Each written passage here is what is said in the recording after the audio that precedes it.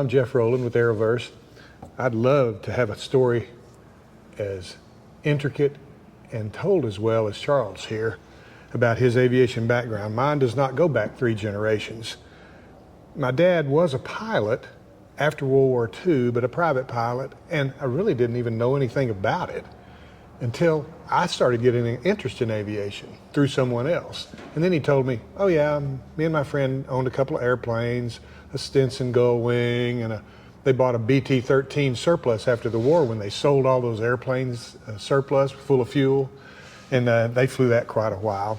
And then he was a tradesman, a machinist, and he pressed on in his career and never mentioned much to me, much like most World War II type people. He served in the war and you just never heard anything about it. Really unfortunate in that. But it does dovetail into my story where I'm at church one day as a 14-year-old kid, and a man approached me who I sort of knew because he had a big house kind of on the hill near where we went to school with a grass airport and some airplanes, completely exotic in the 1960s. I mean, it was so unworldly that you couldn't even approach a man like that. And I saw him at a PTA meeting one time in his uniform, and I was completely overwhelmed with his presence, you know. Anyway, the guy approaches me in church and goes, hey, why don't you come over after church and take you for an airplane ride? See if you like it. If you like it, I'll teach you to fly. I'm like, that's exactly my reaction. Who wouldn't? It was mind-boggling. So it didn't quite work out that way. We went over to his house, and he did have a wonderful place kind of on a hill, the swimming pool, real exotic in that period. And he didn't take me for a ride, but his 17-year-old daughter did. And I was hooked, to say the least. Not only on her, he had beautiful daughters, and they were, of course, all prom queens and everything in high school. I couldn't even believe I was friends with them after that. But she took me for a ride in a Cub, and I was hooked, and it changed my life. It literally did. That's one of the life-changing events that occurred for me in my life. I can nail them down to about 3 things, truly. But then my dad tells me, oh yeah, I was a pilot. Really? I've still got his pilot's license. It was pretty cool. And but the good part was he was not opposed to me learning. It wasn't like a lot of people, oh no, you're not doing that. That's crazy talk. He forked over the money right then, $450 to get my private pilot license. And I still have the canceled check. And he gladly did that and watched me progress through my stages of my life and how I was changed by this business. I remember when I'll jump forward a little, I bought an airplane and restored it and took him for a ride in it. And I also took him for a ride in a Pitts Special one time, and I'll never forget, he flew it around a little bit. And after we landed, he goes, if I'd have stayed in flying, Jeffrey, that's what he always called me, this is what I'd have done. So it was really a wonderful time for me to get to know my dad a little better, and I'll say that. And so that was back in the late 60s. It changed me a lot. I soloed late that year in a Cub. I know he did teach me some, Captain Wright did. He was a airline pilot for Continental Airlines. That's one little tie that Charles and I have. His dad was a Trans-Texas pilot, which was eventually bought into Continental, and so I'm certain they knew each other, although I didn't have a chance to ask them. Right. It was a small community. But being locals around there in the Metroplex, they certainly would know each other. But he turned me over to her after a couple of lessons. And I'll never forget, she tells me this years later, we still speak occasionally. She goes, Daddy, he doesn't need any lessons. It just had clicked the day before, probably. I did need lessons. But anyway, he goes, well, turn him loose. And so she soloed me in December of 1968. One of my favorite days in the world, by the way. That was December 14th. And I'm not going to give away my birthday because I'm protecting those that are innocent. But nonetheless, fast forward, December 14th was my solo day. December 14th, 1984, I started my last professional career job with American Airlines on December 14th.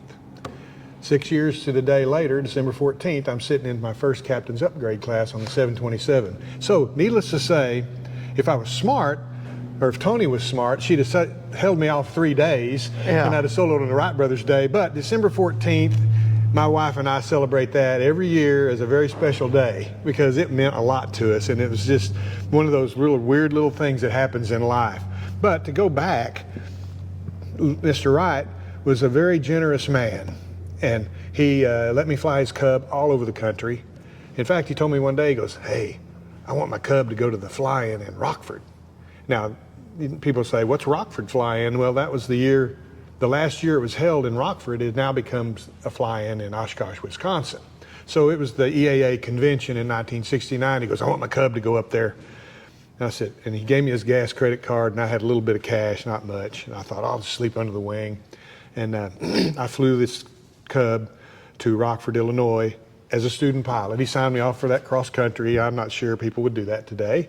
But nonetheless, he didn't leave me hanging. He went down and talked to aviation pioneer, if you will, named Pappy Spinks in South Fort Worth, Texas, in Oak Grove Airport. He had a cadre of airplanes that were going for his business, like 10 or 11 of them. He said, "Can Jeff fly along with you in his Cub?" And they're like, "Sure." And so they kind of took me in, and every day 10 of us would take off. The 11th airplane was a Spinks Acromaster, and Charlie Hillard Jr. flew that down without going with us because it was faster and he had a business to run.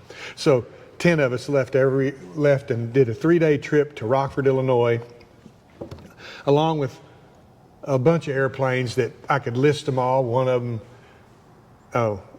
it was a magnificent trip for a 16-year-old to hang out with all these guys, and I still over the years would meet up with them, and we'd always go, "Well, it's just like the greatest trip we ever made." One guy was a banker, one guy was different people from all walks of life, mechanics. One guy landed on a road because of a squall line and taxied up in front of some widow's lawn, and of course that was just a great subject in the evenings while they sat around and drank beer, and I listened to it. But anyway, that was a big moment for me because on that trip was an airplane that I had seen a couple of times that I didn't even know what it was. It was a little mid-sized biplane along the lines of the size of a Great Lakes, which of course I knew what that was. I'd already flown a Great Lakes as a student pilot. And I went back and asked Mr. Wright, "What is this weird looking little airplane? The tail did this weird stuff." He goes, "Oh, that's a Buicker Youngmeister." And I'd never heard of one, but I started hearing about them then. I read everything I could on that airplane. I decided right then I wanted a Buicker. And it changed my perception of old airplane aviation. That became my obsession. And, lo and behold, about 10 or 11 years later, in 1978, 9 years later, I found one for sale and bought it. Sitting right over there. Charles let me keep it here for a while I've got my hangar full of other stuff, but I've had it 46 and a half years now. And that goes into when I was at Rockford in that Cub. I'm walking around in a daze, listening to Betty Skelton and Frank Price and meeting these people, and somebody said, "Hey, I need to introduce you to this friend of mine." And his name is Gordon Borland, and he had flown his Waco taper wing up there. It just happens to be that airplane over there around the corner. And so he says, "Hey man, we're hangar down at Grand Prairie Airport. A bunch of us hangar down there. Why don't you come visit us?" And so I did. Flew down there in some Cub or 150 or something, and he took me for a ride in his Champ. I didn't realize it was a check ride. He just took me and let me fly it around a little, and next thing I know, he let me fly his Great Lakes, which was a single place at the time. And it had a radial engine. It was the first biplane I ever flew, first radial engine ever operated. Luckily, it just had an aeromatic prop. I didn't have to work that control like you. And it was just a bunch of firsts, and Gordon just gladly let me do that. And so I had a Cub on my student pilot certificate, and now I had a Great Lakes on my student pilot certificate. And then Mr. Wright, in his crazy aviation wisdom, bought this home-built triplane and brought it home, and we put it together, and he goes, "Man, you ought to fly this too." It was a single place, so I've got that on my student pilot license too. I'm guessing I might be the only guy alive that has 1, 2, and 3 wingers on his student pilot certificate. I don't know. We didn't think anything about it then. Yeah. If something came in, we just went flying in it. Yeah. And some guy flew in a 210 one day, and I was completely blown away. Where does the landing gear go? You know, it had doors. Anyway, when he left, I thought, oh, wow, that was really weird. But when he landed, he knew Mr. Wright. He taught him to fly years ago. He goes, hey, man, you want to fly the triplane? He goes, sure. Yeah. That was just the way we were then. Yeah. And it was just, the checkout was really cool. Well, don't be doing a lot of big banks because the ailerons are real ineffective because it was the whole bottom wing. And, you know, pretty much climb, glide, and cruise at the same speed and you'll be okay. That was our checkout. Anyway, that was the kind of environment we grew up in as a pilot. And I was very fortunate that my path crossed with Gordon at that time. Now, of course, this was the late 60s, early 70s. Then I graduated from high school and life intervened, university and working, and I didn't drop out of aviation, but I drifted from it daily like I was in, and then reacquainted myself with Gordon years later after I bought my Buicker in 1978. And when I got it flying, I flew it to just in time, and the next thing you know, there's a kid up there that's got a Great Lakes, and I said, hey man, you want to fly my Buicker? He's like, sure. And I let him and another kid fly it. And darn if we aren't still friends today. But that was the kind of the way we operated back then. We just, if you can fly these airplanes, you can fly any airplane. And I proved it over the years. I like to show people a picture of the American Flea triplane and me, some skinny little kid flying it. And then where I ended up as a career as a commercial professional pilot flying a Boeing 787 all over the world. And I tell you, the truth of it is, they pretty much fly the same in certain aspects. Now, I didn't climb, cruise, and glide at the same speed, but it wasn't too far removed from those philosophical musings that Mr. Wright put on me. It's funny, I always called him Mr. Wright. And then one of his first officers showed up one time, and we flew over to Rio Vista Bank, right? 3 airplanes. We got our picture on the wall because they had a fly-in bank, right? And but he called him Captain Wright. I thought, wow, Captain Wright. That sounded really impressive. Yeah. I didn't know that nearly half my life someone would refer to me as Captain. It was really a strange experience, though, to hear him referred to that. They didn't call him Lynn or Mr. Wright like I did. He was Captain Wright. Very, very, very interesting time of life for me. Anyway, that's how I started. When I reacquainted myself with Gordon and started hanging around at Flying Oaks, I was moving into the professional world, and I tell you how it happened for me. I wanted to focus on aviation, and so I bought an airplane. I was going to buy a flying airplane, some beater, Cub, anything I could afford, and build my flying time from there. Do like Charles. You bought a Great Lakes to get all his ratings in. Who does that? Well, I would do that, you know. But I missed an opportunity, a couple of opportunities. And so I found this Buicker Youngman for sale and traded a plane. Called about it. Oh, no, it's sold. Darn, it didn't have an engine. But I'm sort of a handy guy. I thought I can put an engine on. This lady goes, but I know where there's some more. And so I call this guy. Unbeknownst to me, I see the ad later in Trade a Plane. He had imported several, like 20 or 30. He was going to import all 80 Spanish Air Force Buicker Youngmans, but they cut him off at the knees when they realized they were letting national treasures go, but he got about 20 here, I think. And I called him on the phone and made a deal for one. I had no money, but I remortgaged my car. My mom says, well, you can remortgage my Cadillac if you want, but they wouldn't let me. And I had some savings, and my credit union the bank relented and said, well, we'll lend you some money. You got insurance? I'm like, no, it's in parts. He goes, well, okay, we'll do it anyway, the fly-in bank, right? Right. And so I accumulated this $9,000, which was about all I was making per year working for the city of Fort Worth, and bought me an airplane and rebuilt it in 3 years and started flying it. Then I went to see Gordon again, and hey, can I keep my plane here for a while? He goes, sure, man, you can do whatever you want. And that's when I met up with Charles, and we're about 10 years apart, 12 years apart. So he was a kid with his own airplane. Yeah. I recognized how cool that was. And in the meantime, rebuilding that Buicker, backtrack a little, I met a man from Houston that was the chief pilot for a big, giant oil drilling company. And he came over and looked at the Buicker. He goes, man, this is great stuff. And I think the statute of limitations are over. He goes, I'll sign you off for your A&P. And so I went down to the FSDO, and the guy goes, well, you're pretty well respected, and this is a real good recommendation. So he gave me the authorization to take the writtens, then I went and took the practical and got my A&P in about 1980. And ever since then, I've had that rating. Well, how that played out was, now I had a airline transport rating and a couple of writtens under my belt for flight engineer and things like that we tended to do back then to pursue a professional job. And another guy took me to a charter outfit and says, hey, talk to Jeff here. He's a pilot, got a couple thousand hours or whatever it was. He goes, well, we really don't need a pilot right now. And they had a couple of King Airs and some 402s and whatever. And he goes, well, I got to go back over to work. He was the chief pilot at an oil company. He goes, but Jeff's also an A&P. Just thought I'd throw that out there. And so he said, see you later. I said, okay, see you later, Art. And they called me that night. Okay, man, we didn't need a pilot, but we needed a pilot and a mechanic, but we didn't need both. You're perfect. And so I went to work for them. I worked on a couple of Learjets on the road, and they got a Learjet, and I immediately started flying. It was pretty cool. But they rented me out to a company that had lost one of their pilots. He had quit, went somewhere else, and they ended up hiring me. So I flew a business jet for a couple of years, and then all of a sudden the airline industry exploded, and I was in the perfect spot to go get a job. Yeah. And first, right out of the box, I wanted a Southwest Airlines interview, so I went and got myself a 737 type rating like a lot of people did.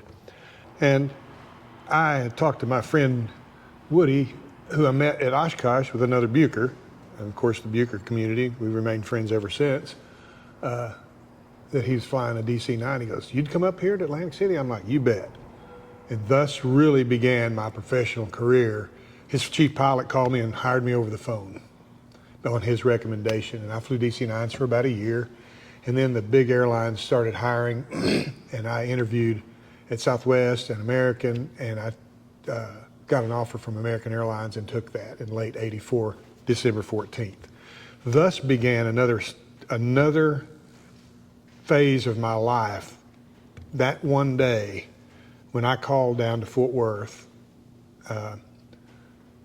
to inquire how my application was going. I hadn't heard anything. Changed my life. It was a very weird experience.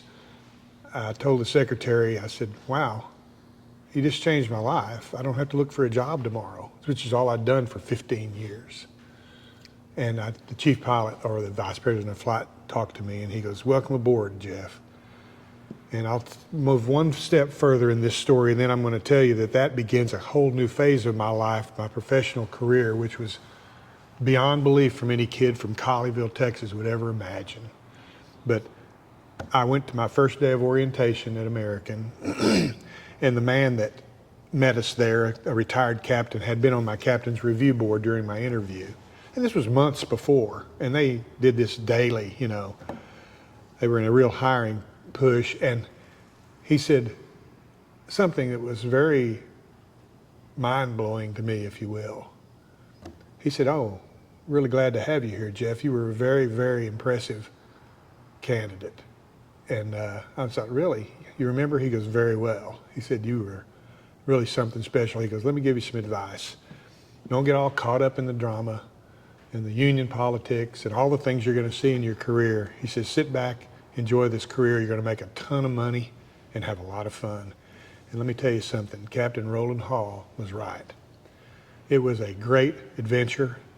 I spent more than half my life at that company and enjoyed flying the most sophisticated, coolest airplanes ever built in this world. And I owe it to a lot of people, but who I owe it to is Captain Wright back in 1968 when he said, come on over and see if you like it and I'll teach you to fly. It almost brings tears to my eyes to think about that gift he gave me. And I got to go to his funeral. I got to visit him into his 90s, and I did get to tell him, you know what? You were a huge instrumental piece of my life, and I wanted to thank you. And he said, boy, we did have a lot of fun, didn't we? And I will never forget him, nor his daughters, or his family. what they did for me, all I can hope and pray for is that I can do that for someone else. Anyway, my professional career will be in another video. But if you want to hear more of this stuff and see more like this and learn about these things that are behind us, which are an instrumental part of Charles and I's life and our lifestyle, our careers, our families, the people we are married to, the people we know, the people we're friends with, then watch more of this on Arrowverse. I think you won't be disappointed. It's a great platform for aviation nuts, and that's what we are.